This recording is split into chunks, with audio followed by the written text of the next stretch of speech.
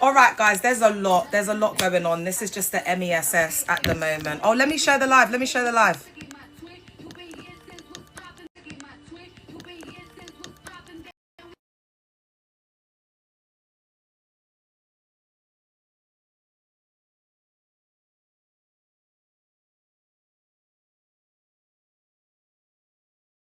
All right, you lot, let's get into it. So as you know, we've been seeing a lot of the news that's been coming out about SPAC of late, okay? And as you know, well, some of you that know that have been following my content, I did expose this a little while ago. And I just felt that from my perspective, there was just a little bit too much safeguarding issues around this, but now it's been exposed, yeah. So your girl's coming on deck. Now, in the coming like weeks, I'm gonna be exposing SPAC Nation, but not just SPAC Nation. I'm gonna be exposing the root of it, where they started, where it all came from.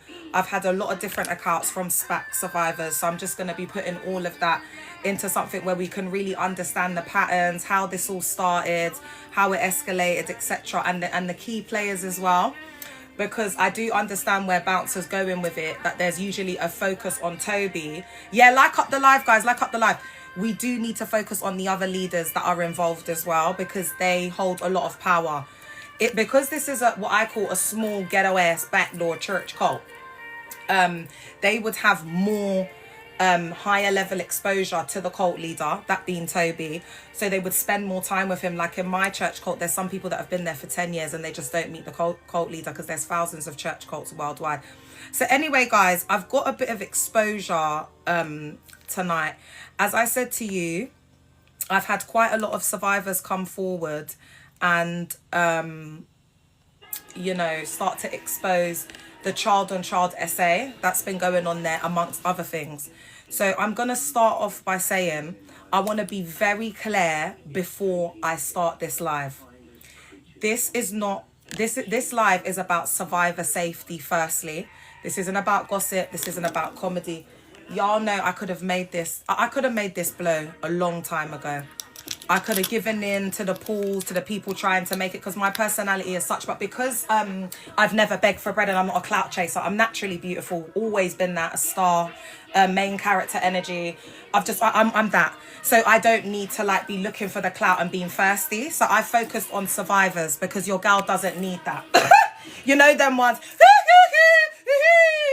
People that are coming in, it's just all for the clout. But do you know what, survivors, you got to do what you got to do, and you got to trust who you got to trust. But you see me not trust nobody, me not trust nobody, me not care, me not trust no one. That's why I said to you, keep your backside in your yard and do your own thing, yeah? Don't be going full of fashion and up underneath people them. I told you lot that. But it's up to y'all, because you see me, I'm gonna sit back and watch this all unfold. And when people start coming running back to she, her, I ain't gonna wanna know. I ain't gonna want to know, because now, hey, pretty girl, now Bouncer's jumped on it. Why? Why are people listening now? Because Bouncer's got 411,000 followers. Listen, you're seeing all the gal them come and make content. Why are they not talking about me? Everyone knows I'm the crazy blonde girl on TikTok who's been screaming and crying for years. But because your girl's pretty, all that 10 out of 10, giving superstar vibes, they want to act like I don't exist. Oh, it's Bouncer that's brought this. Yes, I rate him. He's a king. That's broski. And we needed that platform, but at the same time, there's other messages, there's other things going on in here. Don't ever get it twisted. Don't ever get it twisted. And I'm exposing all of it. All of it's getting exposed. Do you understand what I'm saying? Because me not here. And you see now, you're going to see other people jumping on it. Somebody's baby dad. It be me. It be me. It be me.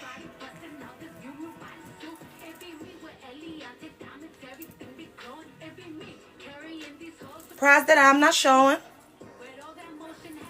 What's going on? It's like now everyone's trying to jump on it for the wrong reasons. Yes. They're trying to jump on it for the wrong reasons. Guys, don't be fooled, man. Triz, what do you want to say? No, I'm not. No, it ain't that. No, it's not like that. You don't just come on here and be asking to go up. That's not how it works, darling.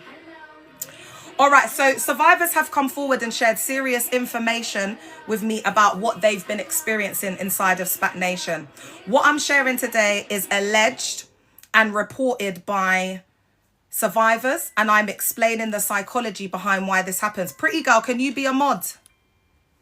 I'm going to be getting into Terry because Terry and Sam do need to be locked up, and I do feel that in 2026 we'll be seeing that happen.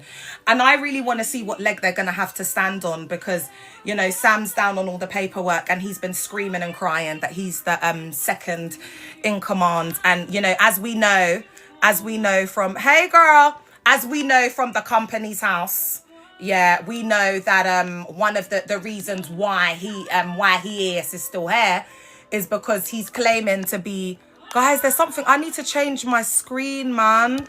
You know, when the screen, you need to change the screen. You know, I'm just so not with the technology. Nah, girl, I can't. All right, let me take it off. 1 minute. There's just so much to discuss. I just can't believe what's going on. Like, all right, I've added you, girl.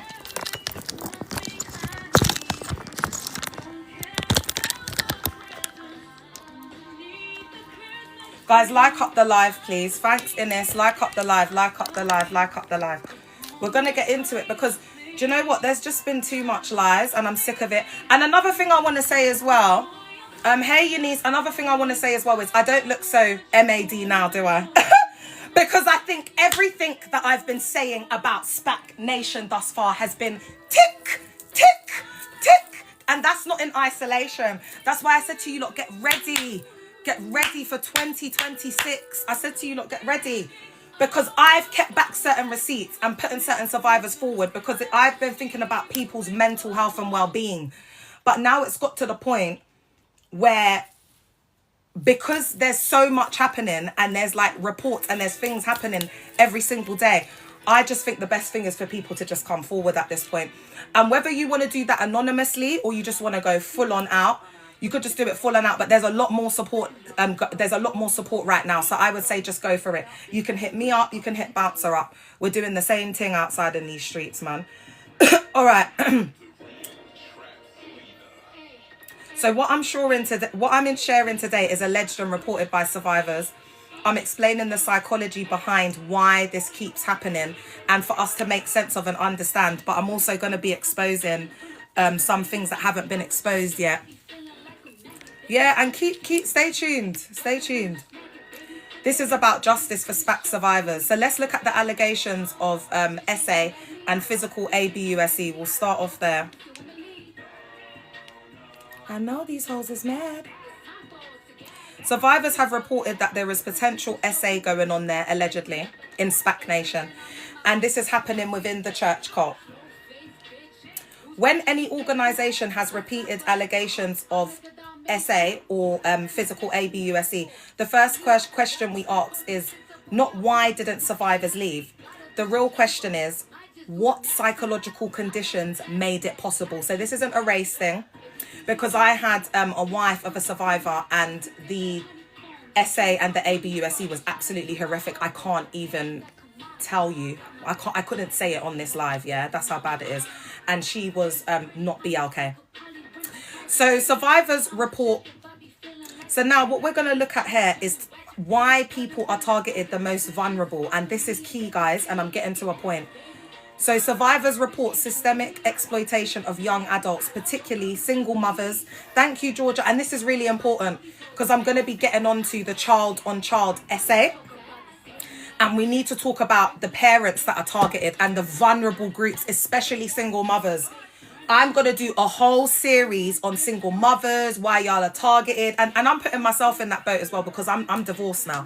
But remember, I'm celibate for the rest of my life. So I don't need to think about potential man them putting hands on my kid. Because, I'm not like an ordinary mother. You know, I'm not your ordinary type. Like, do you know what I mean? Like, you lot would be sitting down watching a Netflix documentary about what I did to him, his kids, and everybody that he knows. And that is on period point blank. And people say, oh, she's chatting, this, that, and the third.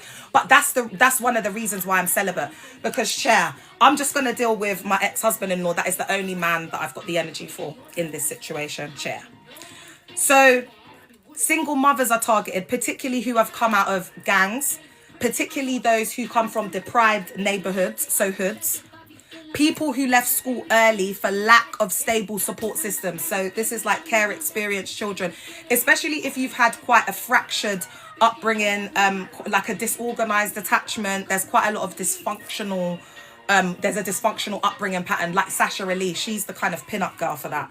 Do you know what I mean? And we've seen that she's ended up in Potter's house. That's one of the worst.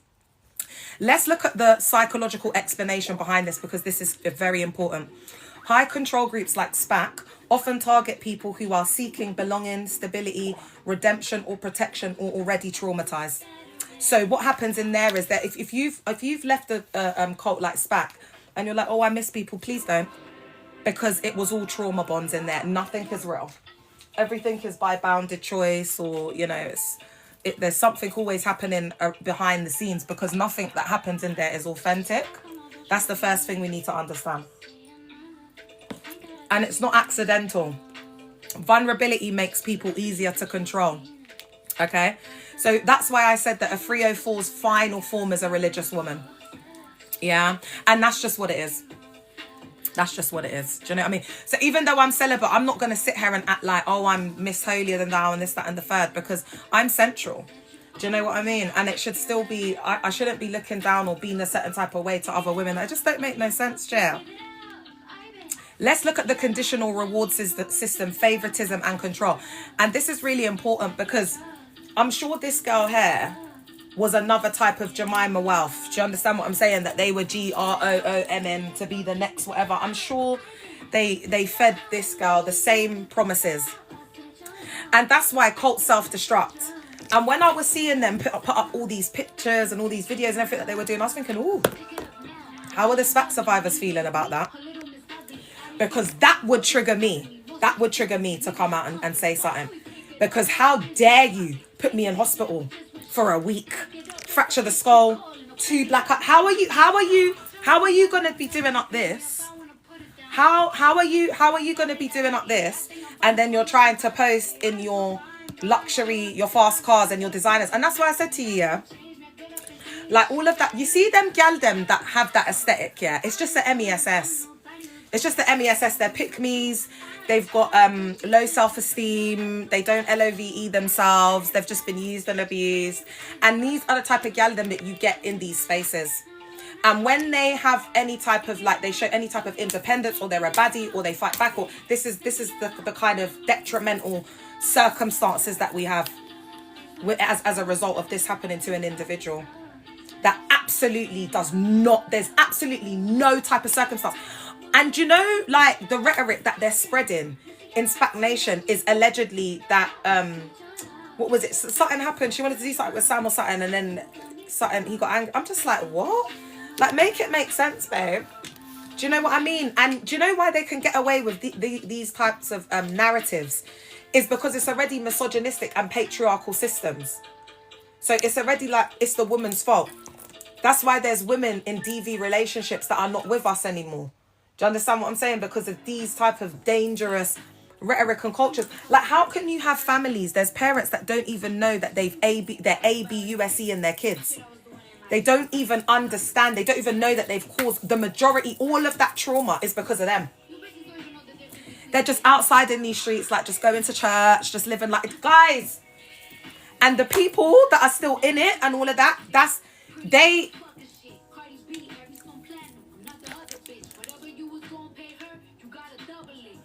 Guys, there's a lot going on right now.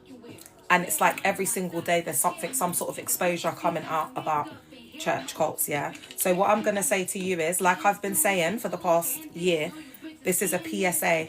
These spaces are not safe. Most of the majority of the men that run these types of places and spaces of worship are greedy, egotistical, thieves. I could go on and on and on. Their hearts are not right. You lot have to understand. Listen, I'm a beautiful woman.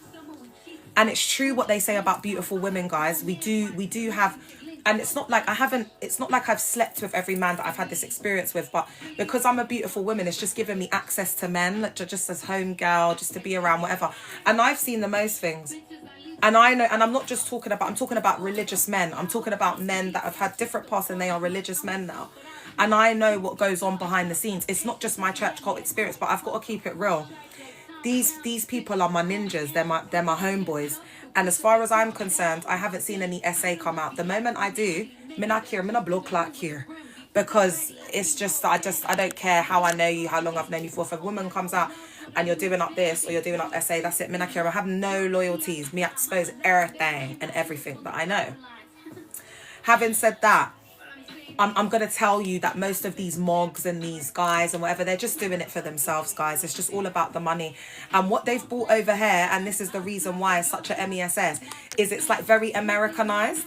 And it has been for a while. But the next generation have just taken it to an astronomical new level, in which this generation that we're dealing with at the moment is such a MESS that it's just giving outright mental health. And, you know, the more they try to do this and do that, like an example is, I come from the church cult under Dag Mills. So one of the church cults are First Love. And there was a guy, he goes by Ben Blythesmith, and he's apparently been doing some stuff outside in these shit. Well, Ben, I hope you better just get prepared, you and Maureen. And I just want to give my condolences as well. I'm so sorry. I just want to let y'all know, however low I need to take it, I will take it. If I need to take it to Zeus level network of HELL for me to get my point across, I'll get it across. Because if you think you're going to be on a live, having my name in your mouth, trying to ABUS me through hyper-religious prayers on a live in front of hundreds of people, and you think I'm going to sit there and take that after you had an affair on your wife, allegedly, that's why you got dismissed from your position. That's the first one. That's just the first one, because I don't want to give away too much. Second of all, Ben, why are you doing the profession you're doing? Who helped you with your work? Who helped you with the youth and community work? Who helped you do this, that, and the third? You've even said it on a live before. Now, because you were running your mouth on that other live, now you want to be coming in and saying this, that, and the third. All I'm going to tell you, babe, especially if you're on here, is just get ready. Just get ready, because when I brought up the situation about Maureen, you look like you wanted to bawl your eyes out as a grown-ass man on the internet. And that's fine, because it's a sad situation. As I said, I extend my condolences. But there's no way you're going to be sending indirects to me, trying to tell me this, that, and the third, God's this, devil this, that, and the third, trying to tell me about my reputation and the tears I've cried and my life being this, that, and the third. And you think I'm not going to bring up your life. Instead of sitting down on that live, maybe you need to go and comfort your wife. And instead of having meat in your mouth, maybe if you sat with your trauma and you actually healed, instead of running away from self and what's going on in your marriage and hiding and hyper-religiosity, maybe you wouldn't be on a live doing up Christian performative plays, regurgitating the same scripts and rhetoric that I've heard since the 2000s. Nothing's changed since the 2000s. You're still saying the same things you were before the 2000s. And you'll try to sit there and be like, oh yeah, we have to say the same things over and over again so people could get saved. Who's getting saved, babe? Thank you. Thank you to everyone. Big up yourself. Who's getting? No one is, love. No one is. But here you are having a crisis in your family, but you want to be having me and you want to be having my name in your mouth. Oh, careful. And as I said, I don't care. 2026, you come for me, I take it to Zeus. I'm not registered anymore as a social worker. I'm just going to come for you like I'd come for you, like on the streets. Like, I don't care.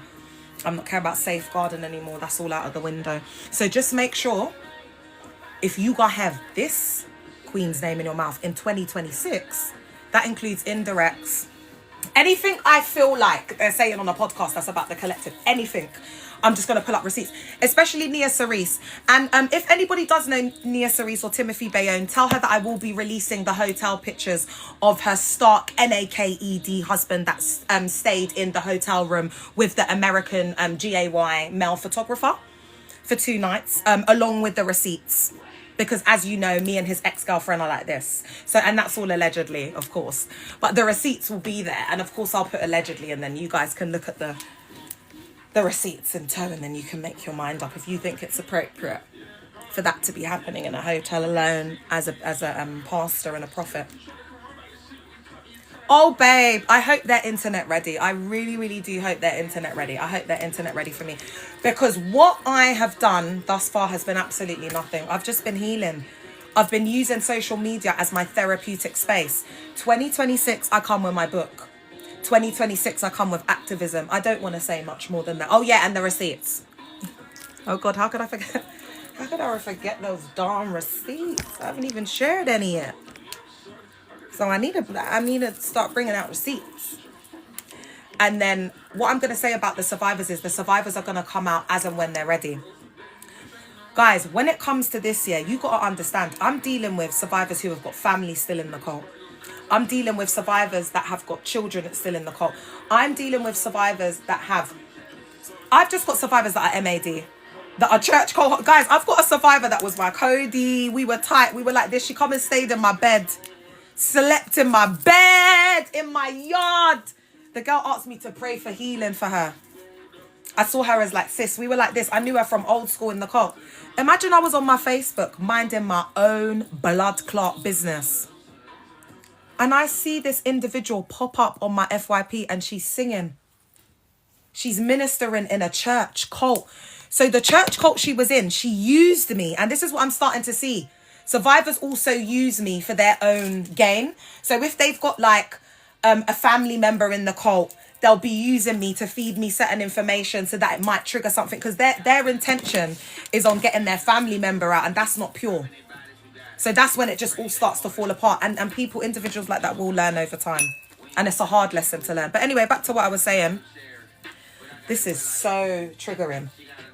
I'm minding my own business on Facebook, yeah. I see her pop up on and she's singing an old school. So all the songs that they're singing, hey, Ange, all the songs that they're singing are like songs... What was the song that they were singing? Can you reach my friend? Bring your searching to an end. No, no, no, no. I can't even remember. They were doing the Helen Baylor ones. And also she was doing the... I can't even remember, but they were just old school songs, like from if you were in the cult from back in the day. It's like the cult from the 2000s. So what she's done is she's used me to get her sibling out. Then she's gone and followed her sibling like the idiot that you are. I hope you're watching. You've gone and followed your severely indoctrinated sibling. For what? And now they're both in there. And I see her there singing, you know, with her makeup on, done everything. So it's about you, innit? It's about you. It's about you.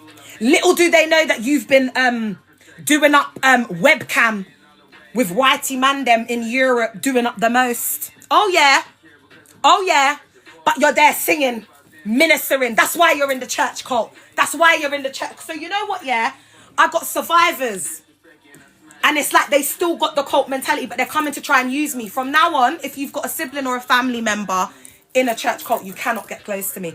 I'll get information from you, but I'll have to speak to you on social media alone. I'm not... Now, if you've still got a connection in the cult, unfortunately, I've got to change the rules. Because it's affecting my mental health. It's too traumatic and I ain't got time for it.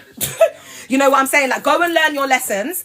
Let the good Lord teach your ass.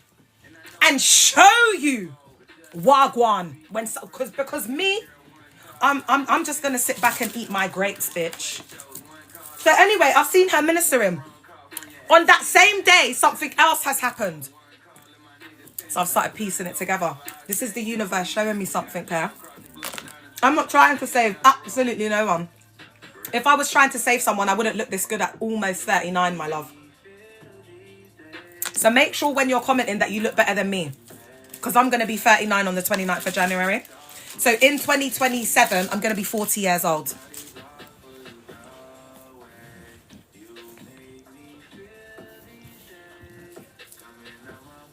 So make sure if you're coming on here, make sure you look good. And not you gal them in your 20s wearing fake hair and a hella makeup. Yeah? Because remember, I'm almost 40. So imagine I've just seen this gal pop up on my FYP ministering, singing the old school church cult songs. So what this girl has done is she's gone from a very bad church cult that is like the worst that's been known to man, to the point where God has planted me as a seed in that church cult to expose. You've been in my yard, you've been close to me, you've been speaking to me on the phone, but your intentions were sly.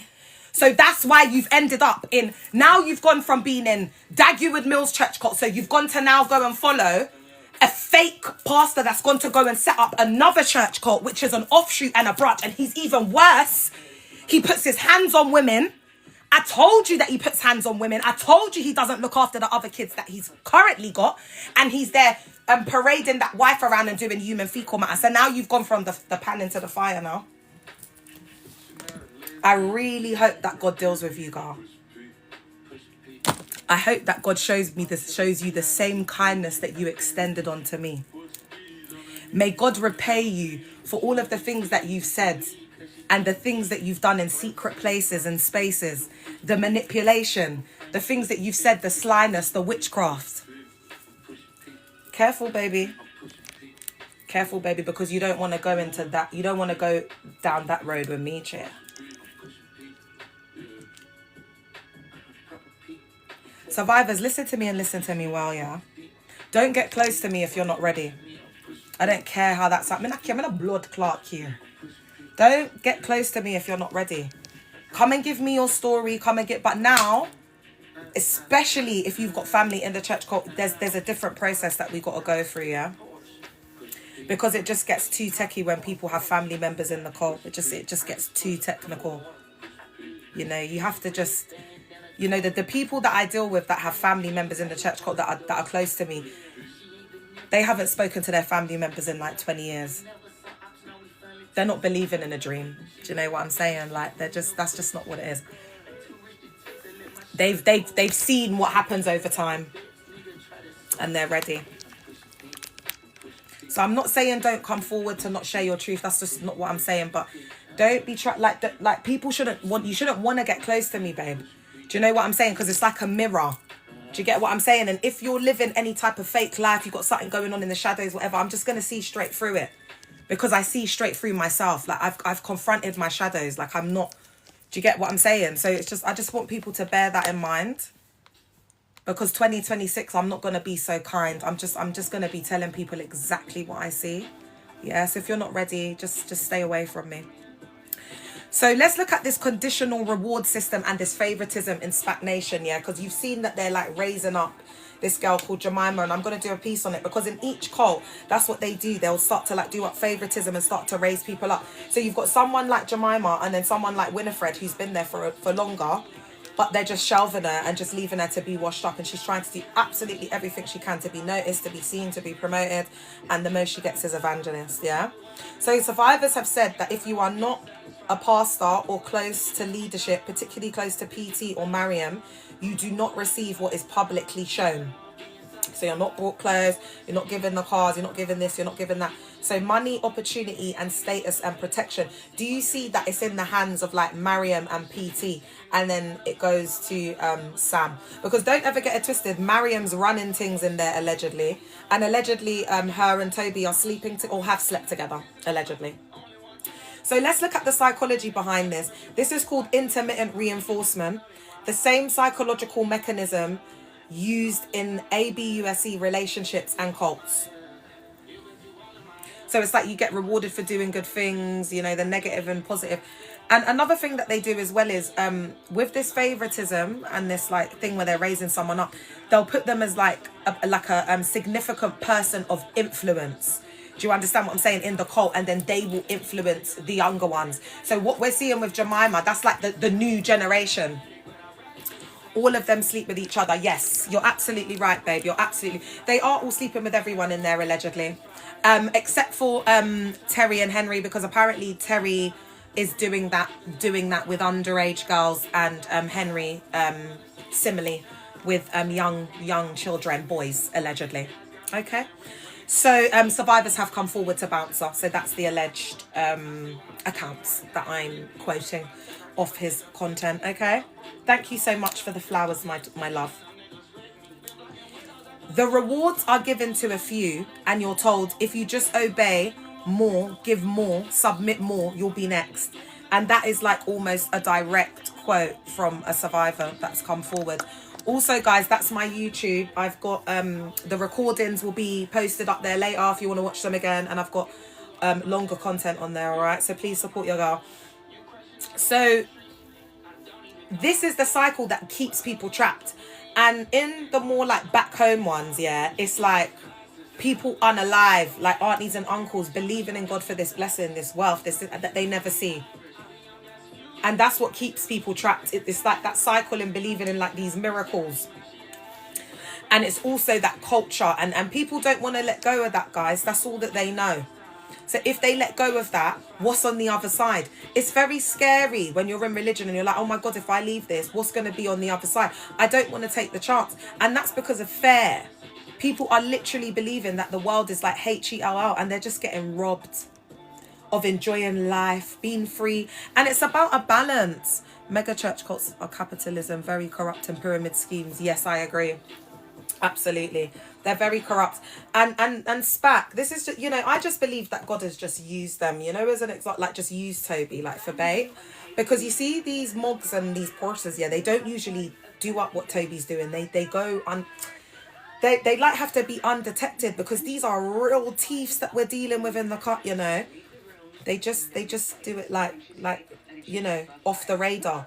But Toby's just been so loud with it. And why he tried to do it up in the UK is beyond me. Because when it starts to get into like the UK, like the P's, oh God, they don't rap with that chair.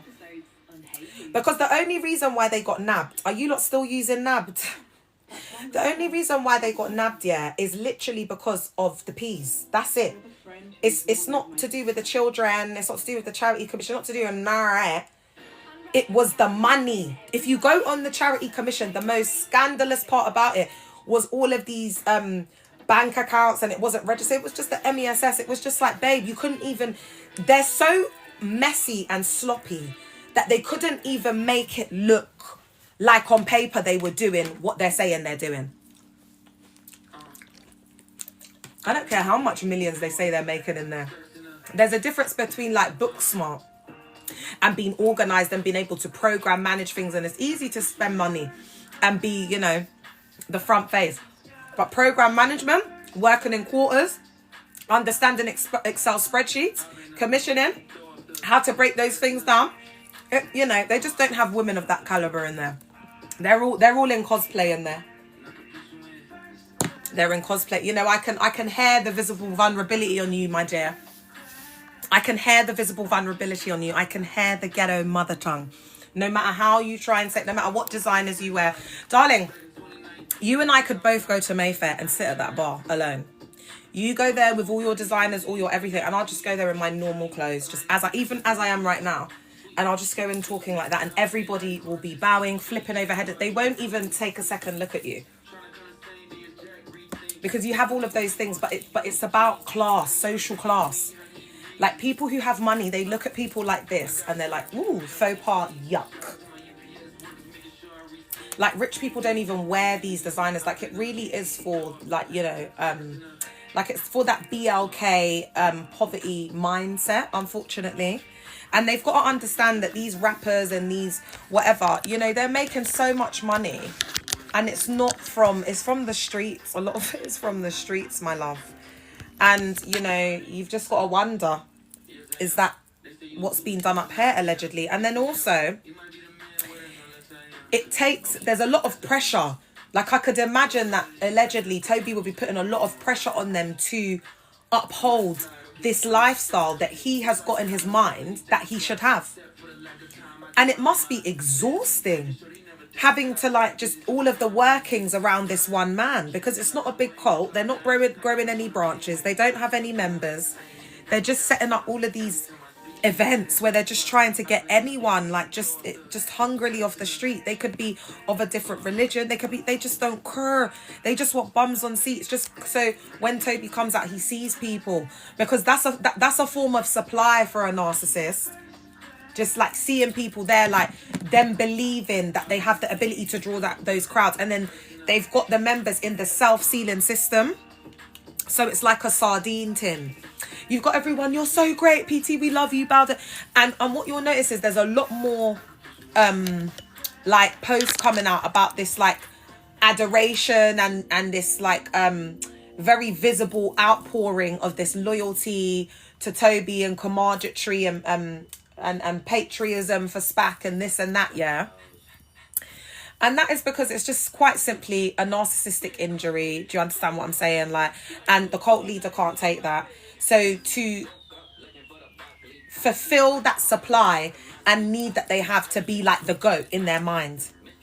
This is why, you see, like, so you've got to remember, let's just take all of this away and let's just look at this at the heart of it. This is a Niger man, you know from where. These type of men, oh my God, they do not give up. You guys, my ex was Yoruba. They do, oh my God, like you lot have no idea what we're dealing with. So when I knew Toby was gonna flip it into a PR stunt and a media marketing machine before that even happened. I knew all of that. I knew all of that was gonna happen. I knew all of that was gonna happen. Because that's like, you see these type of man them, they don't give up. They don't, these type of man them, yeah, they will make nothing into something. Oh my God. You have no idea. So he's not going to go down like that. So his strategy is, oh, okay, we're going to use this as PR because it's like any news is PR. Any news is good news. Any news out there. So, and they've tried to do that. And then I wasn't even impressed, but also they've tried to do like a tune. The saddest part of that whole SPAC Nation video is the hope dealers. Oh my God. That, you know, SPAC better get ready for me, chair. Because it was just giving, you know, like when washed up rappers that you hardly remember. Like, does anyone remember Lil Zane from the 2000s? Because I saw Lil Zane in Miami, yeah. And I was like, he was like the budget version of Bow Wow. So there was like a time in the 2000s where like young guys, there was like Lil Bow Wow and there was these other ones and they were like kid rappers, you know, like the kids of like, yeah, you know, of like Birdman and Memphis and yeah. So I saw Lil Zane in Miami and I was like, oh my God, you know, I was so gone.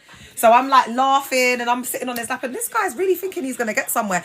Guys, I said to this guy, I was so DRUNK, I said, Lil Zane, I can't even remember what year it was. I was like, this was when I was backsliding and I went to Miami. I said, Lil Zane, it's 2000 and whatever. I said, baby, I said, I'm partying with Gucci. I'm like out here with ballers because, guys, I'm not going to lie. When you're in Miami, it changes you, Jay. Woo!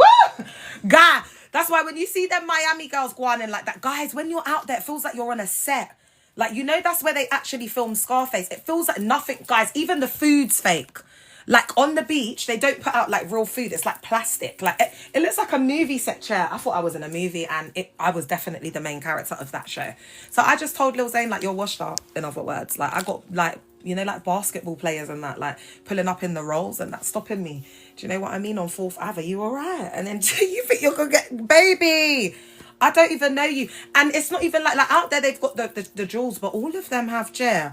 It's like you'll just be walking down there, you'll just be walking somewhere and you'll just see like Drake, or you'll just see like Gucci Mane like going into the club, or you'll just be partying. Oh yeah, but that's if you're pretty. You'll be like with the ballers and stuff. It was crazy. You're just partying with all the celebs. And I was there for like, I think it was 10 days. So by the time you're there, you're just like, you're just fitting in. And then once you open your mouth and it's like the British accent, oh my God, that's it. I think they're a bit more used to it now. Oh, thank you, Ennis. But I'm not gonna lie, guys, this was me. Oh my God, it's so lovely to see you. Oh my God, it's absolutely beautiful hair. I just love everything. I just love the ocean. They better get ready for me. But in my, you not know I'm celibate, so I'm just gonna be getting taken shopping, get them to buy me stuff there and then, because you ain't seeing me again. You ain't seeing me get like, you know, the moment they come up to me, going shopping, like I don't have time, because if you're not gonna, okay, bye. Because then what are we doing? I ain't got time for that, and I'm not gonna see you again. All right, guys, I had to disassociate. This is heavy stuff. It's absolutely crazy, and I've just disassociated for a little bit, and you've heard a little bit of my story. Let's get back into it. So exploitation escalates, including fear around children. So survivors from SPAC have also reported, allegedly, fears around exploitation escalating, including concerns about children being psychologically influenced, belief systems being overridden, family dynamics being interfered with, so breaking up families. And a lot of this, and I'm going to go into it, but a lot of this has been like a lot of the work, like the jobs, like the parents have to pick up a lot of jobs. And guys, I've just got to be careful what I expose, but I'm going to check, but I've got a lot to expose coming up, chair. When a group starts positioning itself between parents and children, that is an extremely serious red flag, okay? Let's look at what happens. So it's really easy to look at someone and say, oh my God, they're brainwashed or they're severely indoctrinated. Well, what is that process? So let's simplify it. It's loss of autonomy and thought control, because indoctrination is quite an aged word. And because people are just copying everything I'm saying, What I'm going to be doing in 2026 is coining my own theories, because I've been using a lot of cult psycho ed, and a lot of people don't realize, and this is what woke me up. These things are not even, they're my own theoretical concepts that people are using and coming in and trying to talk like they know what they're talking about. So in 2026, I will have all of my theoretical concepts. So if people are going to be talking about it, please make sure that you quote me. Okay? Biopsycho spiritual scientist, please. You're welcome. So survivors say that you are required to believe exactly the same thing. So this is the cloning process, where they want you to walk, act, talk, and dress like them. Hey Bex, hey Miss CHM. So you see the members start to look exactly the same. It's an echo chamber. Everybody's saying what PT is saying. Everybody's saying what the cult leaders are saying. In SPAC, there's a very strange dressing. I think the girls are trying to look like Jada Wader. I think maybe like the rappers' girlfriends, like they've got money. I think maybe BLK, gifted young and BLK. Maybe that's the aesthetic. I'm not sure.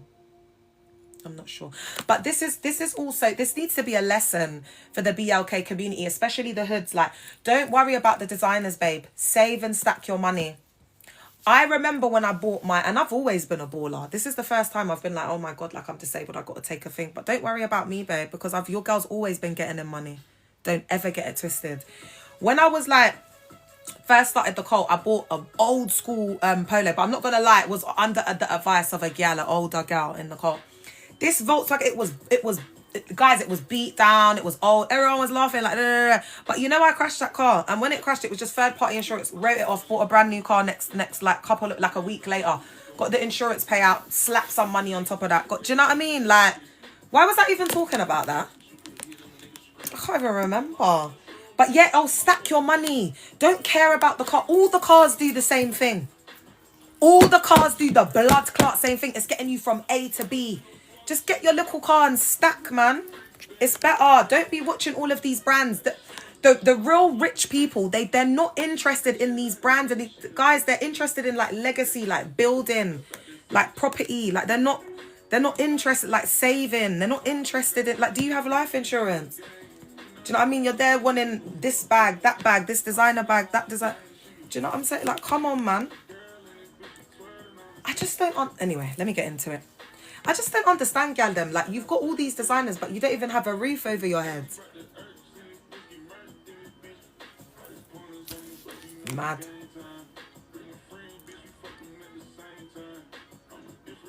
So the moment you say, I believe something different, I don't agree, I'm questioning this, that's when respect is withdrawn.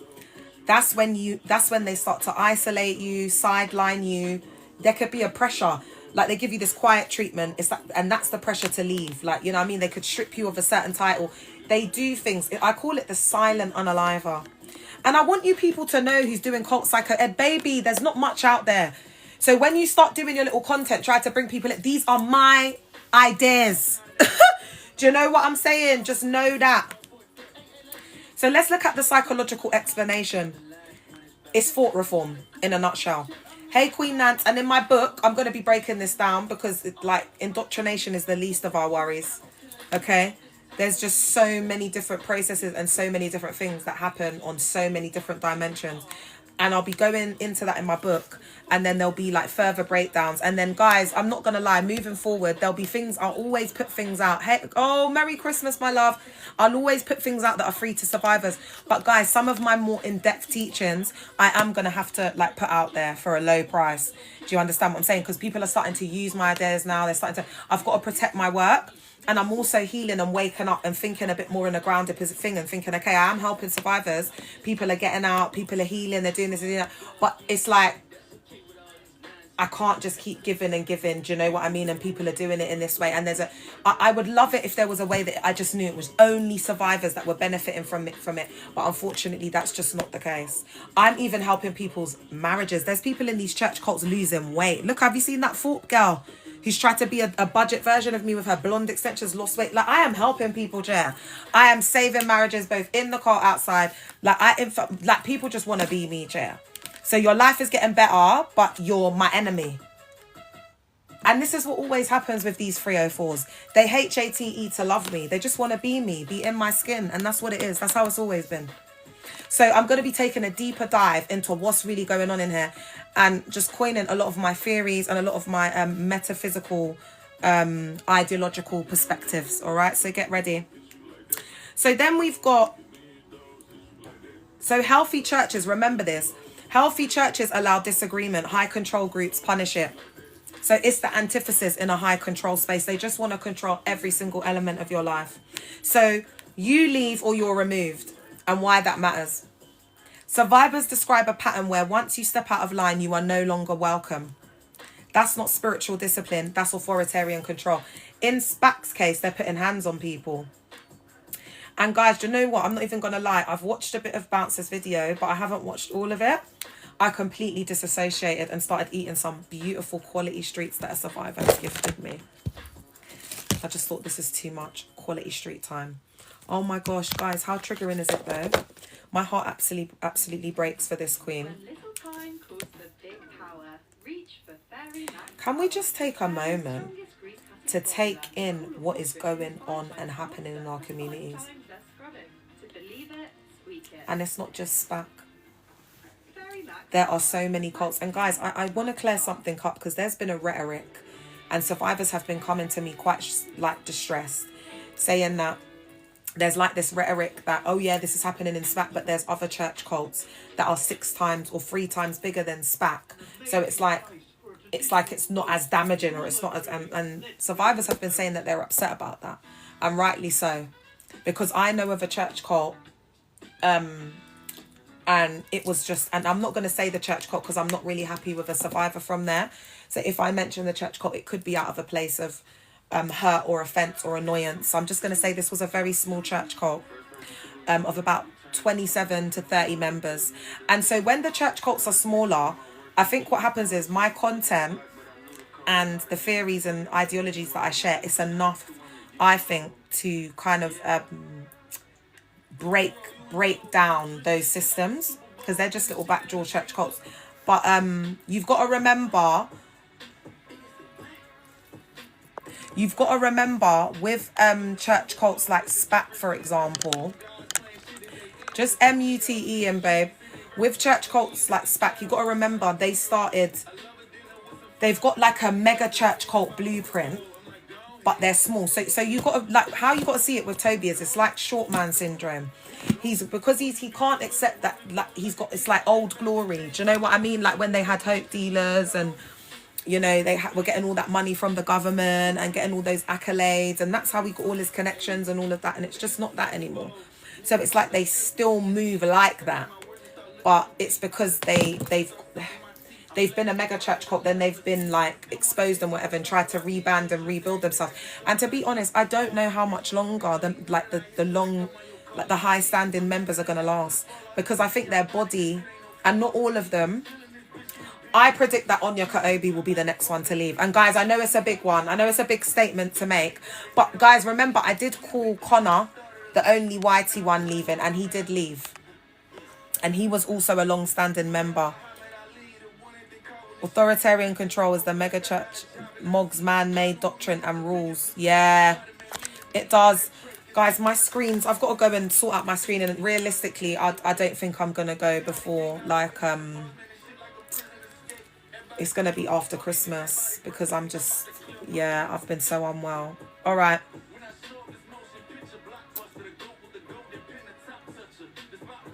So it creates fear.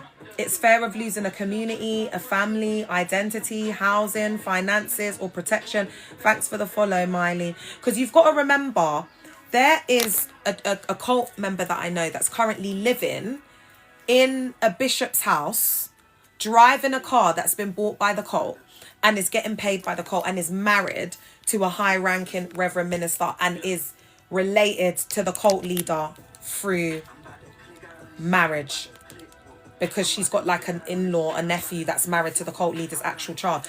So, you know, someone like that, how are they going to leave? How are they ever going to leave? Especially when these girls get married, you've got to, like, guys, you just got to be realistic. I'm sorry. If a woman, like, use your brain. Misogynistic environment is patriarchal. The men worship, the women worship the men. They see them as a God. That is the programming. They're going to follow the man wherever that man's going to go. And that's just facts. Unless that woman wakes up, she's going to be following that man. So why the church changed after 2020? So I've been hearing a reoccurring pattern that SPAC changed after 2020. There was something that changed and happened.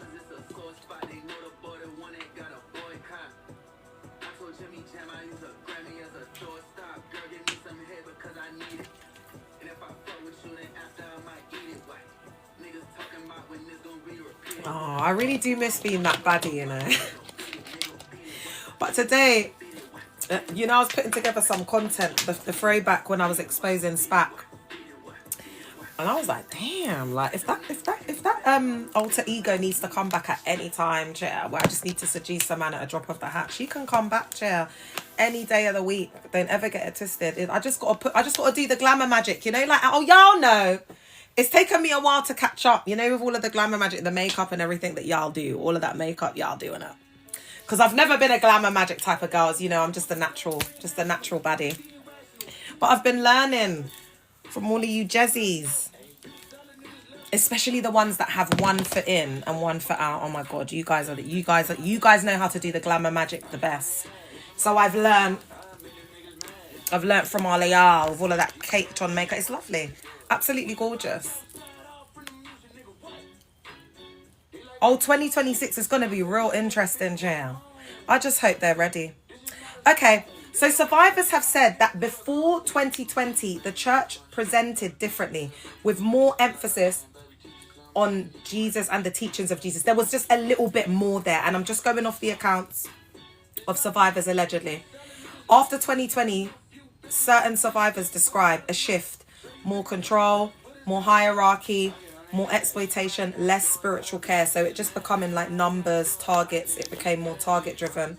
But it always has been, because as you know, the exposer's been exposing SPAC from years ago. So guys, you've got to remember the dynamics of this. There's all different types of ages. I don't want to give away too much or say too much because I've got to protect the identities of people, especially, you know, like SPAC, like people get really afraid because, I mean, they're putting hands on women and that doesn't make them gangster or it makes them cowards. But that's the thing, that's why I'm concerned, because they've got nothing to lose.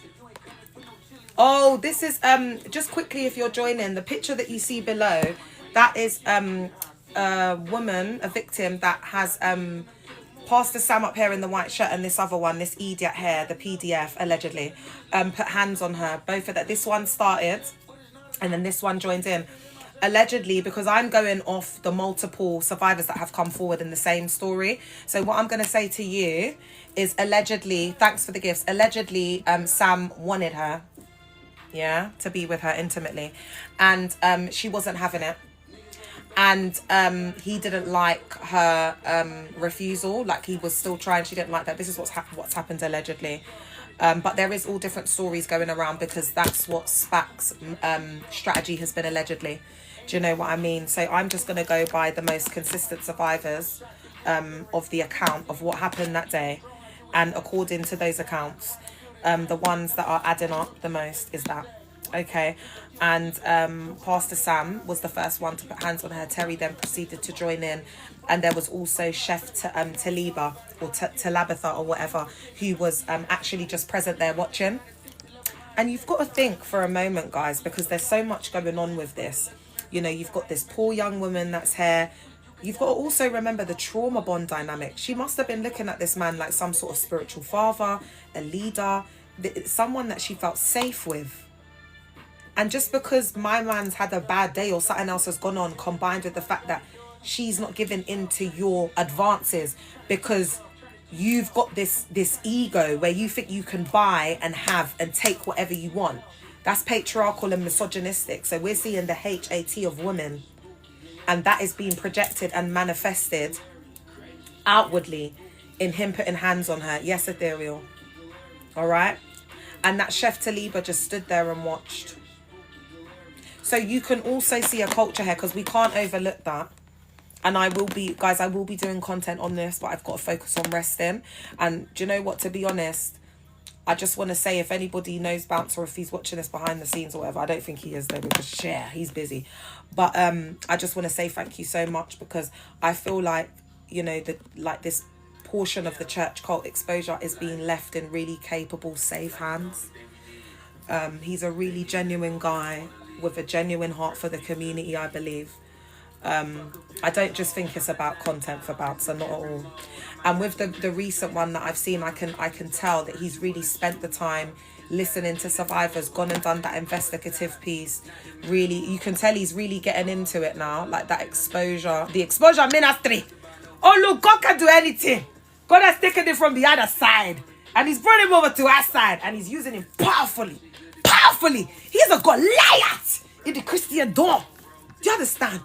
And he is shaking territories.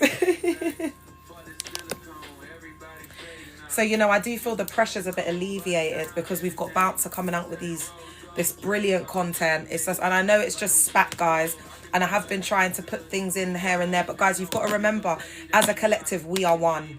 If there is exposure happening with SPAC, that's exposure for all of us, because the tactics are getting exposed. You need to remember, if something's being brought to the limelight, and it's not necessarily your church cult, it's still a church cult. It's still showing that this is what is going on in so-called churches.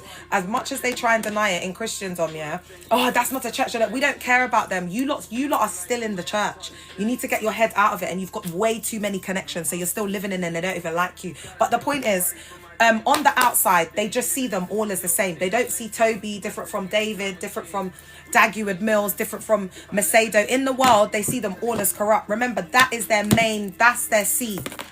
That's why Ben Blythesmith is called Fisherman Ben Blythesmith, because they believe they're fishers of men coming into the world to fish. So y'all are the fish. Yeah, all of y'all. They don't go to church now. Y'all are the fish. And they believe they got to come in, you know, because they take things literally. So because Jesus was, you know, casting the net, you know, when there was and then they didn't get any of the fish, and then he told, was it Peter or whoever, to go and cast the net, and then he got so much fish was filled in the net, it was bursting, because it was so full, it was so bountifully full with fish. Your girl, I may not know the scriptures to quote all of them, because remember, my memory from between the trauma and the way I used to blaze it down back in the day, yeah, I can barely remember. But being in there for 18 years, that was the amount of time I needed for it to be ingrained into my psyche. Whereby, if I can't quote the whole scripture, I will definitely paraphrase it, and you will definitely, and all of you Charis lots, you will be able to say, oh yes, that's First James, that's Mark 1, and it's wonderful, it's powerful, because it shows that you know your word. It shows that you know the Bible. It shows that you are a strong Christian. You are into the things of God. You are into the inner workings, the inner knowings, and the searchings, and the inner chambers of the hidden secret mysteries of God. The hidden veils. The different levels of dimensions of heavens. Heavens. The Lord God, prophetically speaking, thou sayest the Lord.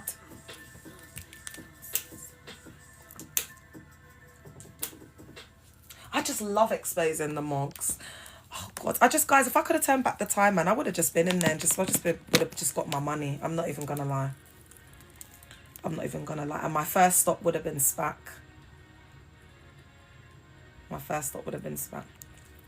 Because I do you know what I do? Because you see me, I'm not a Jezebel. I'm a Leo. I'll make you fall in love with me, ho. I'll make you fall in love with you, give you the best schmegs you've ever had in your life, and then leave you, yeah. Do you know what I mean? Like, really mess up the psyche, yeah. I put a spell on you, and now you're mine. I put a spell on you, yeah, and now you're mine.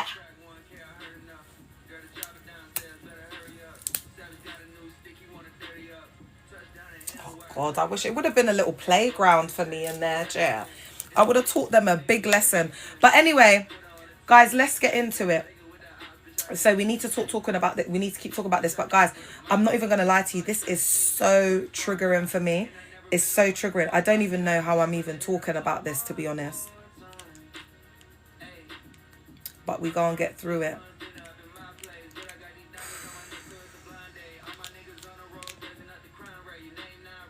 I don't think you lot understand. It's not easy, you know, to sit here and like expose these things and talk about these things and talk to survivors, giving you accounts of these things happening.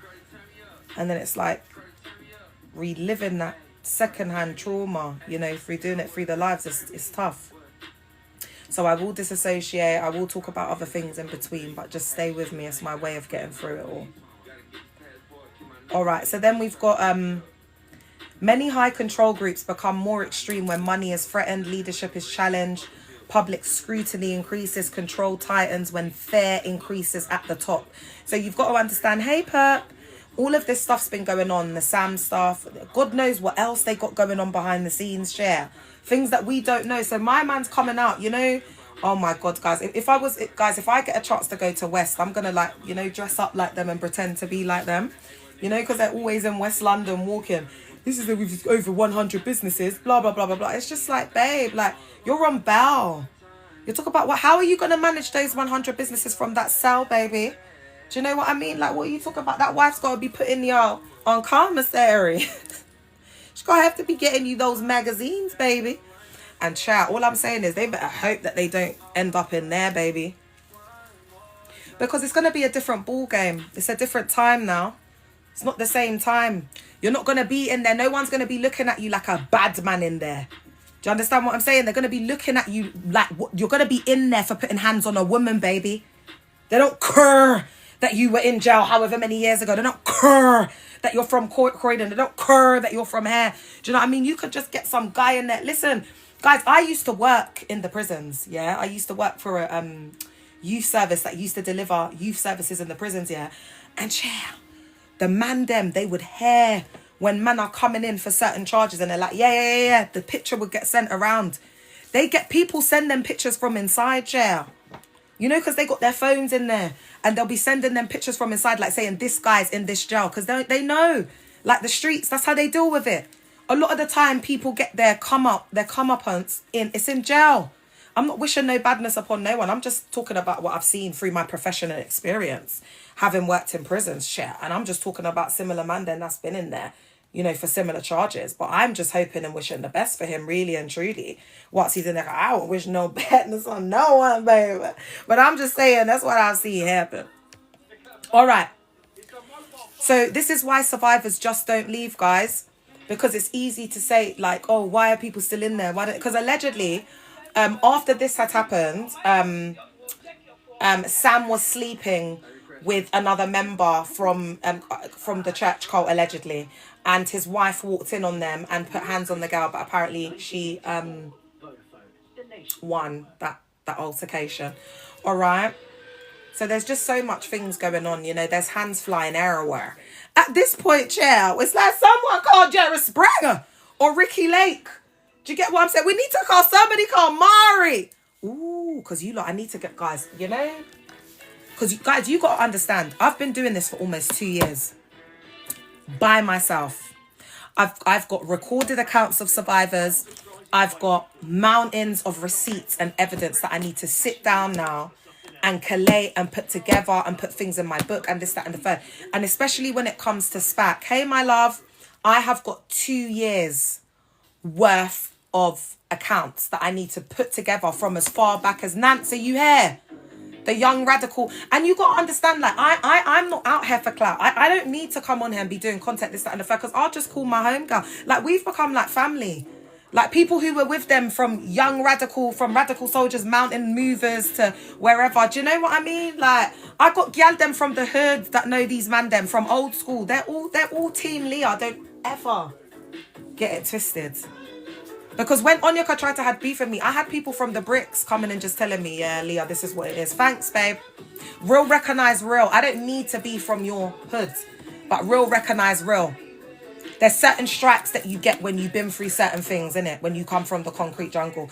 And a certain kind of type of people that have come from a certain struggle, when they hear my voice, it resonates. Oh, thanks, Taffy. You're such a queen. So it's just going to take me sitting down. And Taffy, when you're ready, I should come on your ting, man. Because you're someone that I would actually go on their ting. We need to, we should make that work in 2026. You know, when I got the book out, I'd love for us to sit down, have a little, if you're on that, Because it's people like you, like I'm only going to places where I'm like comfortable, you know, like proper survivors that I've known that are doing their thing. It's like, that's what I'm on. I'm not on going on no big podcast. I just want to, the survivors, the people I know, like that's what I'm on, Jaya. So if you're watching this and you're thinking, why don't people just leave? Understand this. There's trauma bonding, there's fair conditioning, loss of identity, social isolation, economic pressure. Absolutely, hon. I will be commencing filming in a couple months. Oh, brilliant. All right, let me know, girl. Let's get it, man. You and me doing, oh God, that energy is going to be great. So leaving can feel more dangerous than staying, Chair. Because it's like, what's on the other side? Afro-atheist in the car. It's like, what's on the other side? What's going to be on the other side? And what they do a lot of as well is they say a lot of things like, oh, the grass is not green on the other side. Oh, I had a woman that was here. And we said to her, wait, we will do. And her husband ended up leaving her for another woman because she was at home. She was cooking. I said to her, don't do the job. Don't go. It's just, there's so much fear. There's so much fear. There's so much gaslighting. There are women that I've got who have been robbed of, like, they would have been earning like 6 figures. And one of the most painful things when you come out, yeah, it's not that you're jealous of people, but it's like it's like the grief that you have when you look at other people who have done well. And it's not like you're jealous, but it's like grieving, knowing that those were your people, your classmates, or the people that you were doing that same thing. But you know, because of that interruption in that particular phase of your life. Because guys, it's not just about being in the cult. Maybe the abusive boyfriend that you got with after you left the cult was the reason you ended up in that. The reason why you married that abusive mog or wog. Because of the mindset that you garnered as a result of being in this self-sealing system. Yeah. Oh, hey, babe. Hey, Queen Esther. The fearful stories. And you know what? It starts from a child. They're doing all of this deliverance. They're doing all of this praying in tongues. People falling backwards. People flipping. People friggin' shaking. And it's. I have a survivor from UCKG who was using CAM services. That's Children's Adolescent Mental Health Services, if you didn't know. Hey, my love. From young up until about 18, 19, from about 11 years old, because UCKG's strong prayers and deliverance is absolutely, it's just moods. It's on another level. It's like, guys, it's like a 18 plus horror film. Like, you know, when you think about them exorcism, like that's what they're doing up in there. That's what they're doing up in there. People are throwing up, like, and people are like, they're doing up exorcisms.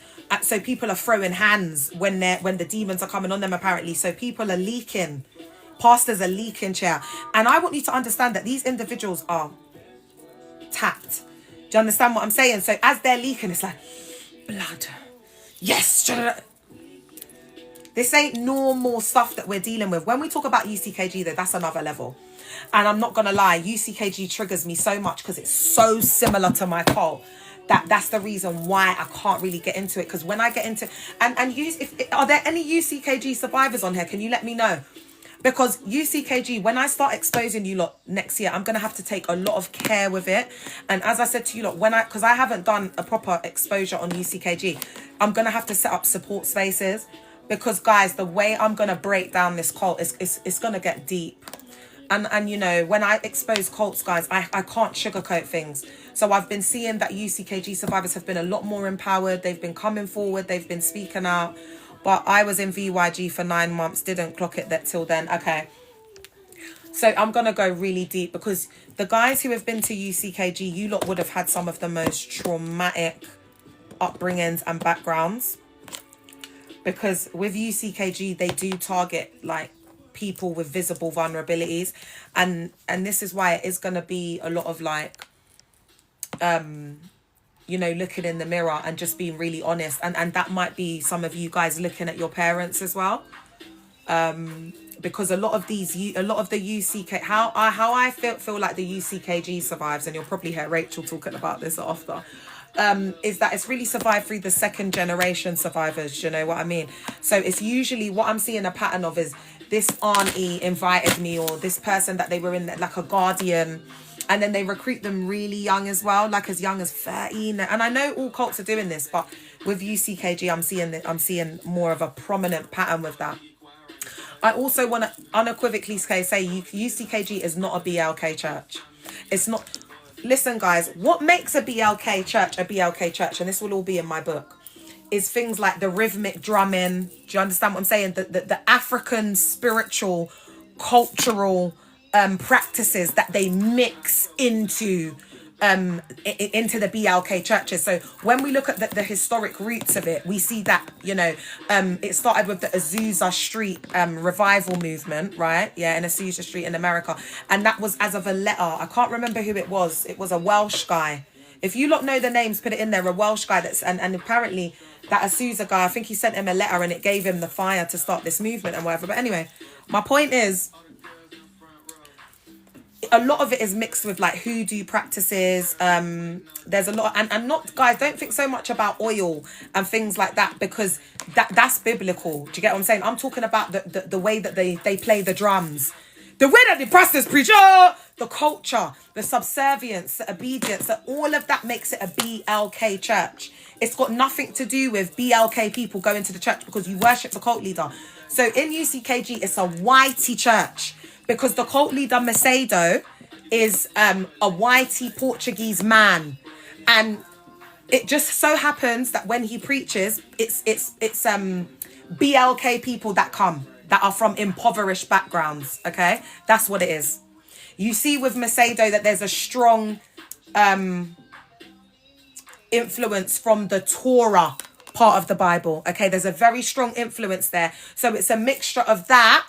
And then we've got the like cultural Portuguese stuff. So I'm sure there's a very strong Roman Catholic following in Brazil, all of them areas there must be, because with UCKG, and this is just me, like from my observations of speaking to the survivors and the videos that I've been watching, he's tried to emulate, just like my cult leader Dag, he's tried to emulate it like a lot like the Roman Catholics. So no matter where you go, anywhere in the world, the UCKG will look the same. They'll sing the same praise and worship songs. It will be the same sermon. It will be the same. Yeah, and that's why Catholicism has lasted for as long as it has lasted, because it's like McDonald's. You go anywhere in the world, the Big Mac might change, the fries might be skinnier, might be bigger, whatever, but you're still gonna get your main meals in McDonald's, yeah. And that's why Catholicism works. You go to a church, there's gonna be an altar, there's a confession box, there's the candles, you know it. It's the pews. Do you understand? So UCKG have emulated it. There's no way anyone could touch. There's no BLK survivor from an African diaspora church that will look at UCKG and say that's a BLK church. It's just not. The guy is speaking in Portuguese, and then the voice that you're hearing over it sounds like a whitey Portuguese man. So if you hear that UCKG is a BLK church, it's just not. Anyone that's driving that rhetoric and agenda would be for their own gain. Yeah, and a certain rhetoric or a certain target or market audience that they want to appeal to. It's got nothing to do with survivors, BTW.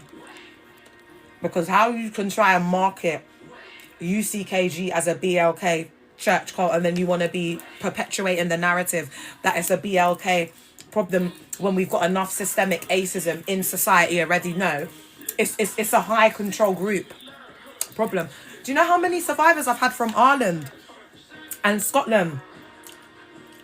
Whitey people from the Catholic. Yeah, we got one survivor called Esther who's got one eye. Yeah,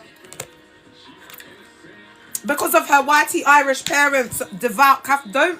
Don't PISS me off. Don't let me have to start quoting SPAC. Yeah, it is not a BLK problem by far.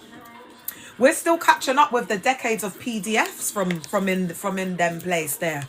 Are you all right? And then you want to come and be sitting there with your inexperienced self saying it's a BLK problem. Baby, we got enough injustice and systemic whatever to deal with, baby. Let's be united on this. Guys, do not let anyone separate it and make it a discourse of race. Because we need to be strong. Hands in the cut. United we stand. Black, white, brown, Somali, whatever. How beautiful, Arab, whatever. We're all in it together. We're all in it together. All right.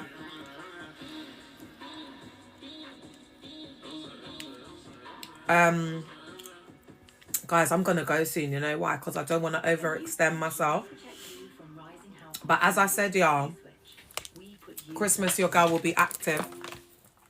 Guys, I'm gonna do you guys a special Christmas song. I'm gonna do a couple Christmas songs for y'all. I think I'll be in the mood to do if I'm in the mood, I'll do you lot a concert. But guys, you know I never know the words. So I'm just going to come in and out. Have yourself a merry little Christmas. You know them ones. And also, chestnuts roasting on an open fire. Hi, Charles. Chestnuts whipping at your nose. It's been said many times, many ways. Merry Christmas to you. A little bit of Nat King Cole there. A little bit of the greats. So, guys, don't worry. You won't have to be listening to SPAC's praise and worship of a MESS because they absolutely are always out of tune. I can't stand to hear it. Don't worry. You'll have a personal, intimate, candlelit Christmas carol concert with no one other than she, her. I will make you happy. Thanks for the gifts. Guys, I'm not taking any requests. My energy is so low. Ain't doing it today, Jill. All right. So... oh, do you know what, guys? Do you know what? Tomorrow... oh, okay, I'm just going to do a little bit. I'm going to talk a little bit about what I'm going to be doing up tomorrow. But, guys, if I come on tomorrow, it's going to be a quick one because tomorrow is all about my kids. Because the reason why my kids love being with me at Christmas is because they get 2 Christmases. I treat Christmas Eve like another Christmas day. So I do the whole, like, you know, like I'm going to do... like chocolate with, I've got some of the gingerbread house left over, so I'm gonna like mix that with some warm milk and hot cocoa, little bit of cinnamon with marshmallows and fresh cream. It's gonna be lovely. So we'll do that in the night, and then they'll open some presents, they'll do their stockings, they'll get their little Robux, whatever, then they'll go and play, and and then they'll wake up in the morning, have their beautiful breakfast. I'll like make a big fuss over all of them. They'll be absolutely thrilled, and then their daddy will come and get them, and they'll go to their grandma's, and then I'm taking them shopping on Boxing Day because my mum's got the money. So they're gonna have a lovely time. Because and second geners, I want to let you know I'm really sorry, yeah, at the moment if Christmas is a really hard time for you, because I know that the cult comes first. You have to get dragged out of your bed. You got to go there on whatever day when everyone you just want to chill, just have, you know, you're there for hours. I know, but keep your head up. Keep your head up, yeah. I know what it's like. Watch night and Christmas is the worst, but keep your head up. And you know what? I'm gonna try my best. If my health permits me, there's gonna be some real fun content that I'm gonna start doing for the second geners. Because do you know what, I love y'all, and you know what, you just got my auntie self chair. But I think I'm a cool auntie to have though. Do you know what I mean? Like, God could have done you lot dirty. Like, you lot could have had Breenie Lee or Sasha Elise chair. Y'all could have had Hayley Melinda, baby. Look at who they got in there. Oh my God, it's washed up. You lot have to be thankful, man. Because come on, God gave you something good, chair. If I may say so myself, baby. Do you know what I mean? You lot could have been doing up Breenie. You get me? So second geners, I know it's hard. Hands, I can't do it today, babe. I've been really unwell. I'm not accepting you, my love. Yeah. Chill. Yeah. I can't take on. I haven't got the energy tonight, my love. I've had paramedics out, doctors, district nurses. I haven't got any energy to give anyone tonight, babe. All right. So, guys, this is... I want to reiterate, yeah. I know I'm quite, like, dramatic and, you know, I've got a lot of character with what I do, yeah, but that's just my personality. And when people speak to me outside the live, they're like, oh, God, this is how she really is. And that's the thing, like, you know, when I went on that podcast and them guys just ABUSED'd me, and I'm just waiting for the right time to drop that because I never forget. I'm petty. I'm pretty and I'm petty. I'm pretty and I'm petty as... I'm pretty and I'm petty as... I'm pretty and I'm petty. I'm just waiting for the right time, chat, because they had an exclusive. I actually went on their podcast and I was crying about SPAC because these are the pictures that I actually had seen at the time. So SMG TV and Fiona, Director Danes from North London, get ready for me. Pepe and Co. and the big one, Ayo. Because y'all, I went on your podcast and I've got the full recording when I cried, when I spoke about SPAC. But I at that time, I didn't want to expose this because I was thinking about the girls safeguarding and how something like this could be exposed. All right? So I had already seen these pictures well before this had been exposed by Bouncer. And this is what I was carrying. Yeah, not tonight, Hans. I said to you, I haven't got the energy to give anyone on the live today. So when I've got the energy, I'll open it up to survivors to come on and speak. Because I do want you to speak, but just not tonight, yeah? So that's the reason why I was crying on the podcast, that they all went on, they were laughing, they were ridiculing me, they were doing this, that, and the third, and it was SPAC Nation. It was about this. There's another case that's happened in SPAC that I'm not going to talk about, because if I talk about that case, it's going to implicate the person, and it's just way too techie. I want you to know that the women are also afraid and scared of any men that they're involved with within the nation, because all of this stuff is coming out. Do you understand what I'm telling you? And it's going to keep coming out, and it's going to keep getting exposed. So guys, just wait for it. But the thing is, I like what Bouncer's doing at the moment. And I feel like there are things that I am going to expose as the time comes, because I am exposing in between. But I'm kind of waiting to see what he's doing, if you guys notice. And then I'm trying to kind of like just perpetuate that narrative into the hemisphere. I think it's important to do that, because it needs to also get amplified. Do you understand what I'm saying before I start? And guys, I'm also conscious of what we can actually handle and take on as survivors, because this is a lot. There's a lot of receipts that I've got, man. I can't just be putting out all the receipts. Look at what Bouncer's been putting out. Look at how what's been happening to people, how people have been getting, do you know what I mean? It's a lot, guys. But, you know, we've had a good couple of years now to digest them. And if people didn't know what's going on, they're going to know. But the deception is, Christendom do not see SPAC Nation as a church. They do not see SPAC Nation as a church. The most severely indoctrinated do not see SPAC as a church. So all the caresses, they think, remember, cults think they're elite. So all of the first love caresses, they all think they're elitist groups. Like they're the creme de la creme of Christendom. So this is not going to affect them. None of this exposure is going to affect them. If anything, what is showing for those idiots still in there is, oh, Leah's not lying. She doesn't look so crazy now. Because if I've been saying this about SPAC and now Bouncer's exposed this, it's only a matter of time until the other receipts come. Then you're just going to be looking like real idiots outside in these streets. But they'll still be in there. They'll still be in there. They'll still be in there. Because you got to understand, not everyone who's in there is in there for their self-gain. Look at the Pred, Natasha, that I exposed. You know, if you are on Insta, you'll see us popping off over there. Do you know what I mean? Because some gal them, they're just in there for the D to get the younger man them. Because there's a lot of washed up 304s in there. And because they're pick-me's, like, do you know what I mean? They're set. And these guys are like, do you know what I mean? Like, they've barely got their stay. Like, packing boxes in the evening. Do you know what I mean? But aesthetically, they're aesthetically pleasing. So they'll have those men to just please them, to just be in the yard. You know what I'm saying? Like, but they're paying all the bills. Do you know, there's a lot of, because that culture's in there. So it's not, you haven't achieved anything by marrying a man. You've just taken on an extra man child. That's all. I see SPAC Nation as a cult. Yeah, SPAC is definitely a cult, but all the rest of them, they're all doing this. Like this is happening in all the cults. There's women, there's wives, their husbands are putting hands on them every single day. They're almost 50. There are pastors that I know in my church cult that are in their 40s and going into their 50s, and they're putting hands on their wife like this every single day. They're afraid to come out and speak.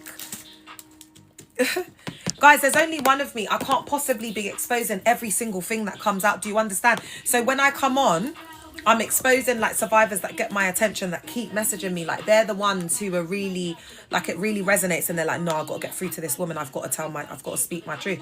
And as I said to you, 2026 is just going to be getting worse. So this isn't a joke. This isn't content for people trying to ride off the back of what's going on. This is people's lives. And if you are making content, go ahead, feel free, go to town, but be responsible. Make content that creates awareness. Thank you for the follow. Make content that creates awareness. And I understand that I'm a leading figure in this church cult movement, you know. I mean, I started it, but you know, in this world of church cults. And that's why, if you notice, guys, I try to not make it a spectacle. Yes, Queen, I've just seen you come in the car, heels in the car. I try not to make it a spectacle. I try not to make it a show. I try not to make it a you know, and I could, guys, I could have. And people have tried to draw me out, but these are people's lives. The after effects of people's lives, and the survivors that are really close to me, and they've got my WhatsApp and they see my personal life. Like, they even have got caught in things because I've gone so crazy because of this. And it's like we're learning to forgive and love each other and just stand with each other through it all. It's powerful, but it's people's lives. So if you are going to make content, especially with this one, guys, please be mindful. This queen has been so brave. And I want this queen to know that in this queen coming out, there's so many women in the dark, in the silence, that are in these abusive marriages, that they're not seeing SPAC as a church. They're not seeing Toby as a pop, but when they see it, they're like, oh my God, that's just like my husband. He puts hands on me every day. And people will wake up, and more women will come forward. And you are so brave and so courageous and so strong for coming forward. I am absolutely inspired by this. And I absolutely love what Bouncer's doing. You know, it's really showing that he's taken the time to hear survivors and to make beautiful content. So if you're sharing SPAC Nation content, please do it responsibly. Please. Please. These are people's lives. Okay? People are seeing this content, guys. If you're watching, listen to survivors. If you're inside and questioning, your instincts are not wrong. I want to say justice for SPAC survivors. I also want to quickly say, before I go, right,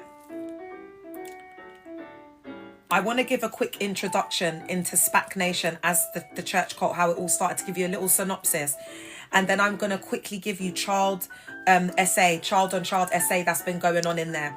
SPAC Nation survivors, I want to let you know, the child essay, I've only been given very limited information to share that has been given to me by survivors. And as you know, SPAC is a small church cult. However, when I am given more consent to share more, I will be having a small SPAC link up where I will sit down and disclose to those individuals in a private, safe space exactly what has gone on before the news breaks out, because I think it's important to do that. All right, and I will do that. Okay. So Salvation Proclaimers Anointed Church, that's what SPAC starts with. And I want to let you know that there's actually one in Nigeria. So, because Toby is just a pathological liar, allegedly, it's hard to differentiate between the lies and truth. But I have actually researched that his dad is just another, one of these mega church type of cult leaders. So he's learnt from his dad. And we've got to remember, he's a PK. So you know how they are. Nance in the car. Nance, I will be called a car. Nance, I'll call you anyway. We'll chop it up. So he's learnt from his father, and they've got a lot of issues. So he came to London and he founded this evangelical church cult.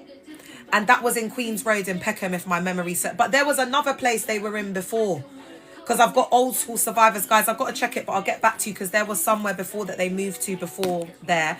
And I will be taking it back as far as Nance. Is it Radical Soldiers? We're going to meet up.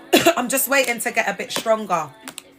Because Nance, we need to meet up. It's not a phone call. We need to sit down and really chop it up. We need to have a sit down. So it initially gained positive media attention for work with vulnerable youth, specifically BLK, disenfranchised, poverty-stricken. I want to say, so I'm going to say young, vulnerable people at risk, or including those vulnerable of CCE, which is child criminal exploitation. Because remember, someone who's 18 and under cannot be a GNG member in the eyes of the law. That's why they go to Cookham Woods, they go to ISIS, they go to Medway Secure Centre, they go to Rochi.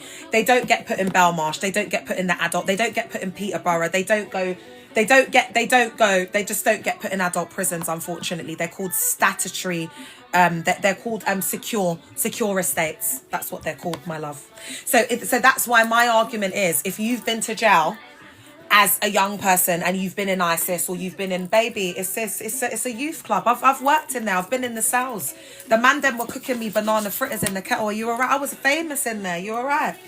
Listen, I'm not saying when you're on in seg, or if you're from a prolific GANG, not the beef that you make up in your little hood. You're actually known by these prolific GANGs, and you got beef where other people are gonna get it cracking. That's the only way, babe. So let's stop lying. Because a lot of y'all were more cushy. A lot of you lot cells were better than your mother's yard who found your backside in SPAC. We're gonna talk some real ass truths. Because some of them jails that I've seen, they look better than certain hoods in South London. Let's talk about it. Because all you little young'uns from South London, you lot weren't there when the old block stood. Don't ever get it twisted. You lot were little young babies. Do you know what I mean? You lot weren't walking in these streets when these blocks still stood. Are you all right? You lot have Peckham and Clapham and whatever. It's regen. I can't even recognize Peckham. When I go to Peckham now, I feel foreign. Like, get a life. Stop saying I'm from Peckham like that. Peckham isn't what it was 20 years ago, baby. It wasn't. Yeah? So stop using the hood like JD Sports and Foot Locker. Stop doing that, man. I've had enough of it, man. We got real stripes. We got real scars outside in these streets. We've lost real people, man. We've seen our people. There's some of us, we've seen our people, them unalive in front of us. And you want to go and use that for advertisement and publicity and promo.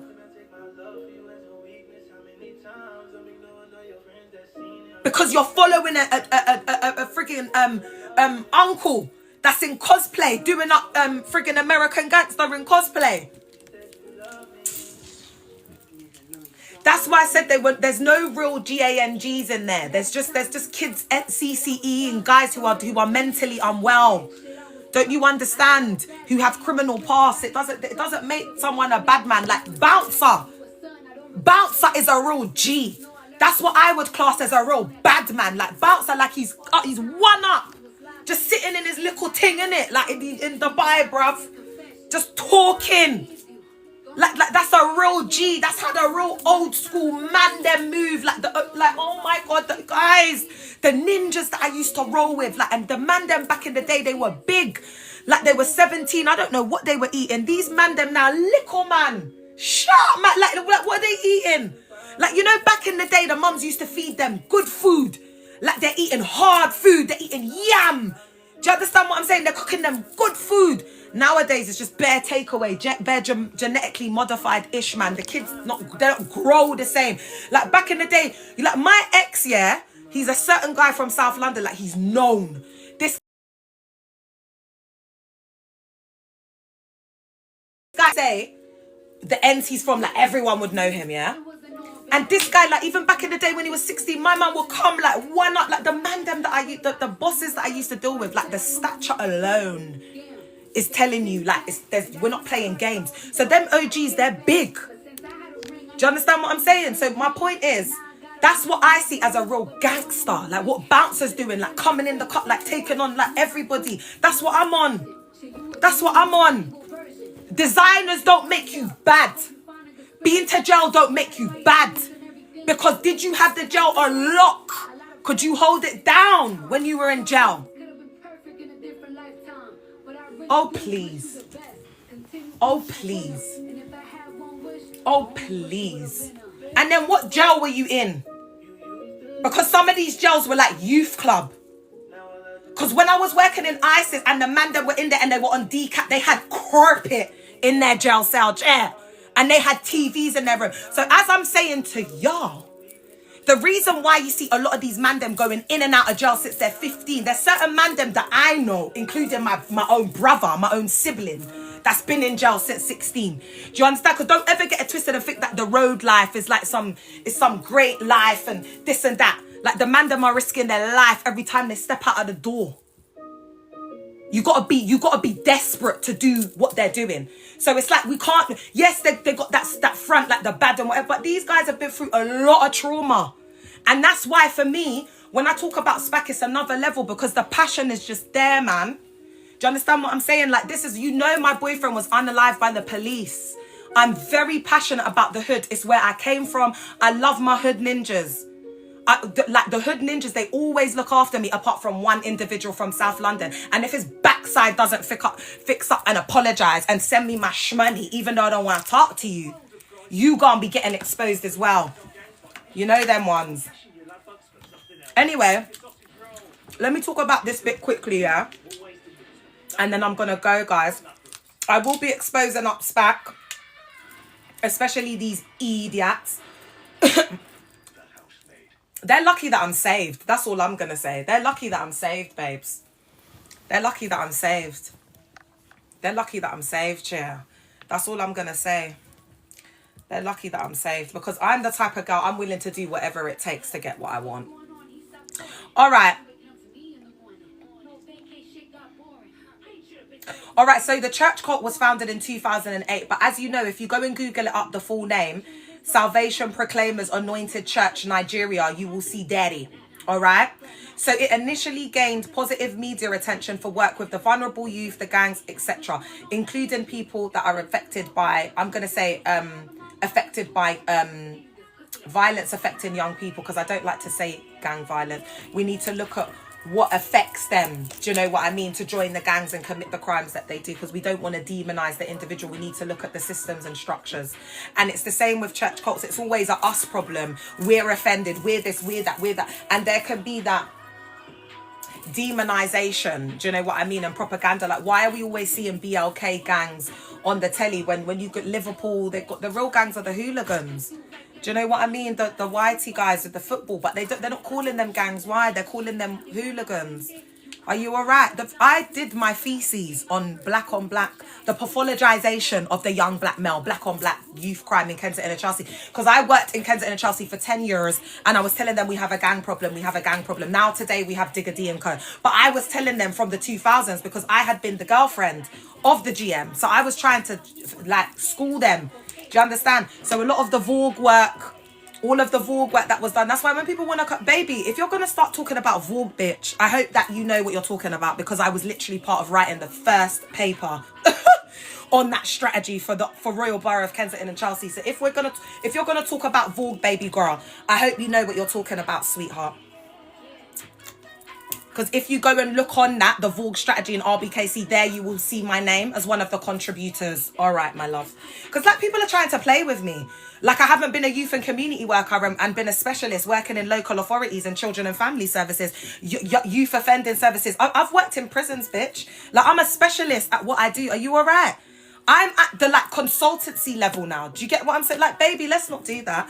So when you want to be all of them gal them in there, they're just all following man. I'm self-made. Everything I built, everything I know, how I've educated my damn self. I took myself to uni. No man never paid me to go to uni and do that masters. I did it my damn self. A man ain't never done nothing for me, not a day in his blood clot life. If I get what I want because I deserve it. It's not because I can't give it to myself, because that's why I left my ex-husband, just so he knew, instead in case he didn't know. Thank you, Tasia. I left him just in case he didn't know who I be outside in these streets. I had to show him again. Because no one discards me, baby. There's never been a man a day in my life that said, I'm done with you. Never. Never. Never. And if he did think he was done with me, he sure as hell ain't done with me now, yeah. Because there's thousands of man them online drooling over this. It doesn't matter. Even if he doesn't want, of course he wants to be with this, but I don't care. And that's all larder. I don't care. I don't even want a man. I'm like a Mona Lisa. I'm like art gallery vibes now. I'm done. They can come in, they can admire, they can pay to view. Do you know what I mean? The artwork, the Mona Lisa. But I'm not giving myself to a man. I don't like it. It's not part of my soul purpose. I think that will feed my soul more to give that back to the collective. Do you know what I mean? Do you know how many kids there are that are affected by cults that have never felt love? Do you know how many kids have never heard I love you? Do you know how many kids haven't been held in their arms? Do you know how many kids haven't heard well done? Do you know how many kids haven't had a mother to look at their painting or their picture or their anything they've done and say, wow, that's so good. That's so, oh, but your handwriting, you need to do this. It's got to be better. It's got to be, just to have someone to just say, I'm proud of you, you know. Well done. You did that. Do you get it? Oh, God. So, however, the organisation has been the subject of multiple allegations and regulatory scrutiny relating to the exploitation and safeguarding failures. And tomorrow I will be digging really deep into this. And I want to let SPAC survivors know, because I've had to do a lot of healing with this myself before I've done the official SPAC exposure. When the time is right, I'm going to take it way back. Way back in time. And we gonna go back to even before OB. And you know Enrique, the one that's been exposed for putting hands on a member with a BELT? Like my Pomeranians downstairs. Yeah, that's the extent. And there's also follow-up. There's other bits that I need to do on that, because I've decided I'm gonna expose it. I'm in a blood clot here. And you see when people are like, oh, Bounce is coming out speaking. Yes, I love what he's doing, but I'm talking about the hate and ass 304s that don't want to acknowledge that I'm here, as beautiful and loud and blonde as I am. You lot have got to understand, where I'm exposing these church cults, I'm not doing it from like, I'm doing it from an angle where I'm going to expose the church cult. I don't care. And a lot of the survivors have church cult hots. From NGRM to SPAC Nation to friggin' Caris to Blood Clot, RPF. And they are currently in RPF or currently settled in Caris. So when they came to me in the beginning, they gave me all their business because it was okay. Because I was exposing SPAC and I was exposing NGRM. And because they were sitting in their little cushy position in RPF and I weren't speaking about RPF, they were fine to tell me everything. Then as soon as I start exposing RPF and the pred pastor that Austin is, then they're saying, you can't use my things, I don't want to talk to you anymore, because their pastors turned them against me and demonized me. So it's not this thing that I do, it's not straightforward. Yeah, it's not straightforward, because you've got to remember what I'm doing has impact. And they don't want their members to be associated with me. Guys, you see, like, after all of this has like settled down more and like things have changed, you know, laws get changed and a lot of things have changed. I'll be sitting down somewhere on an interview and I'll be telling you lot, there'll be a film one day and you lot will see all the things that went on behind the scenes. Like all of the things that these church cult mandem and pastors were doing behind the scenes to silence women from coming out. Women that they've exploited, women that they've essayed, women that they've put hands on. Threats. Putting hands on women to silence them. That's what they're doing up. That's what they're doing up. That's what they're doing up. That's the extent that they'll go to protect their empires. Remember, guys, this is how they eat. This is how they make bread. This is how they eat. This is how they survive. It's no different from the roads. It's no different. So there were allegations and regulatory scrutiny relating to exploitation and safeguarding failures. So then we've got the child essay, the child on child essay that I'm going to get into. Guys, this is coming with a trigger warning. So survivors, if you have been through this, you know, as a child or whatever, maybe take a little break or take breaths through what I'm saying, okay? So allegations of SA in residential settings have been made, okay? And also, I want to let people know that multiple survivors at this point have come forward, including same gender SA as well, okay? Former members and reports to UK MPs indicate allegations of SA involving minors in church-associated residences known as the trap houses. So these are the trap houses. So when people are doing jokes like, oh, I might just go to the trap house.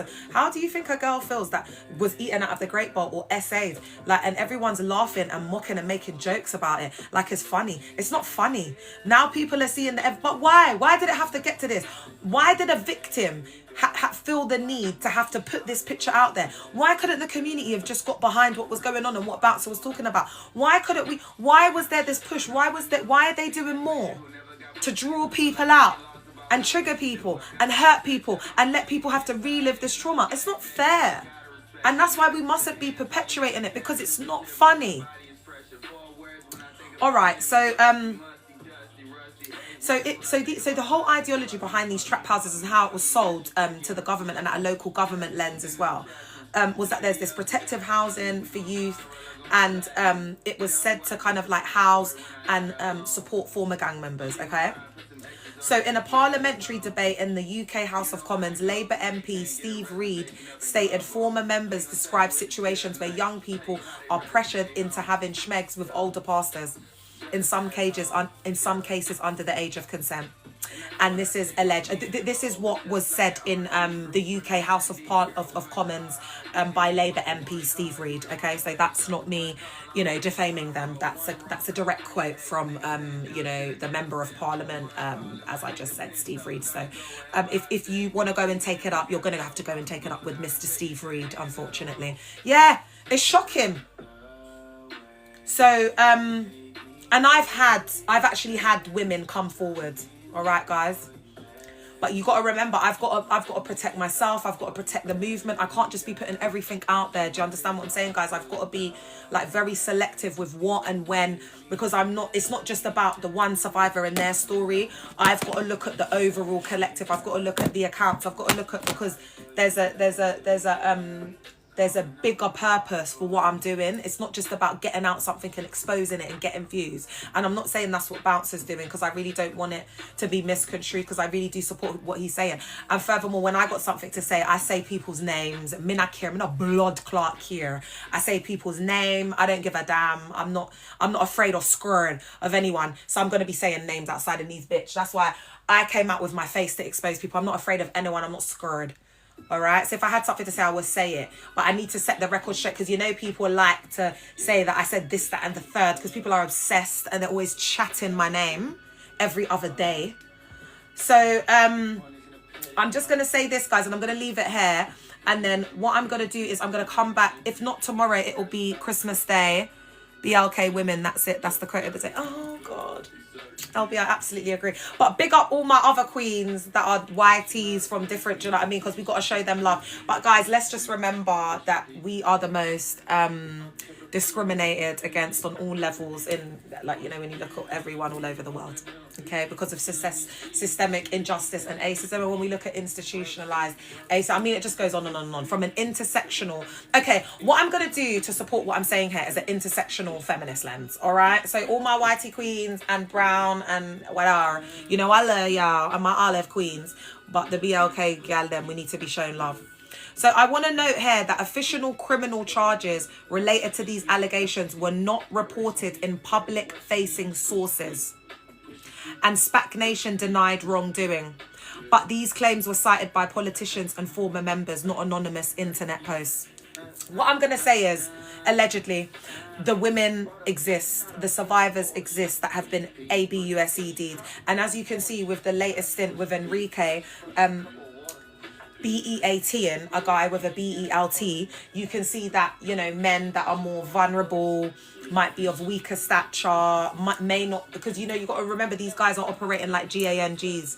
So these guys historically in that world, when they're in gangs, they would be sent outs, they would get sent to Cunch, they would get, they just get BEAT and used as like a joke. Like if the man them are, HIGH one night and his brother's around, they'll get him to do stupid stuff. Like I used to be with the man them, do you know what I mean? They just start kicking him around and doing.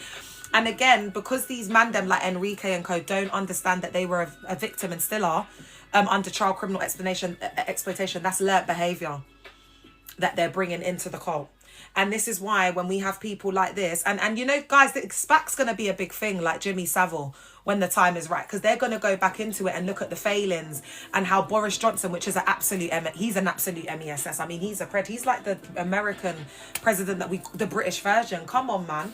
It was an MESS. That's why they got so far. It was the Conservative Party. It was corrupt.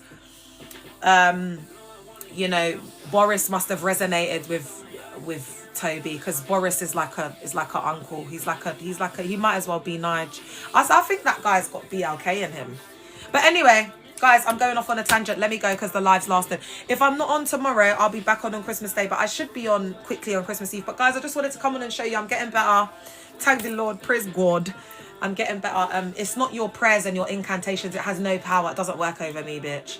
What it is because I live with Addison's as a result of being in the cult. That's why I'm exposing y'all. So when I get sick, unlike y'all who keep going and keep going and keep going and burn yourself out, I actually take time off because I'm almost 40. I can't be looking washed up. I said I'm not going to be aging because I'm exposing the cult. Hell no. Anyway, guys, I love y'all. Was it a good live? Did you love it? Guys, I'm going to put this on YouTube. Guys, we're lit. Everything, period. Like, it's our time. Everyone's talking about church cult. Everybody wants to... anyone wants to speak to a survivor. Get the tea. Find out what's going on in church cult. So it's not an embarrassment anymore because we are not an embarrassment. We are Liddy. We are the main character. If you want to know what's going on in the hottest topic of the moment, you gotta come and ask us. We don't get discarded because guess what? They try to discard us. They try to call us MAD, drag our name through the mud, make us sound fit, take us for idiot, drag our name from the pulpit. No. They can only do that behind closed doors now with their severely indoctrinated. They can't do it like how they used to do it before because they'll get cancelled. And on that note, I love you. Be empowered. Guys, I will be back. And be happy. Have a good Christmas. Get yourself some sweeties. Do you know what I mean? Like, get yourself a little drink. Enjoy yourself. All right, I'll be back. Love you guys. Bye.